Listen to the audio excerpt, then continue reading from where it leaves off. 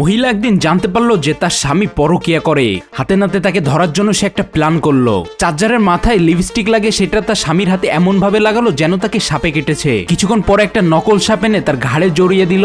লোকটা ঘুম থেকে উঠেই নকল সাপকে আসল সাপ ভেবে অন্য ঘরের দিকে ছুড়ে মারলো। মহিলা এখানে ভয় পাওয়ার অ্যাক্টিং করতে থাকে। সে তার স্বামীকে বলে একটু অপেক্ষা করো, আমি পানি নিয়ে আসতেছি। সে পানির ভিতরে এক ধরনের ওষুধ মিশিয়ে দেয়। এই পানি খেয়ে লোকটার ঘুম চলে আসে। সে ঘুম থেকে উঠে দেখে তার বাড়ির সবাই কান্নাকাটি করতেছে তার একটা ছবি নিয়ে। যেন পরিস্থিতি দেখে মনে হচ্ছে সে মারা গেছে এবং দুঃখে সবাই কাঁদতেছে। লোকটা এখানে অনেক চিল্লাপাল্লা করে কিন্তু কেউ কোনো সাড়াই দেয় না।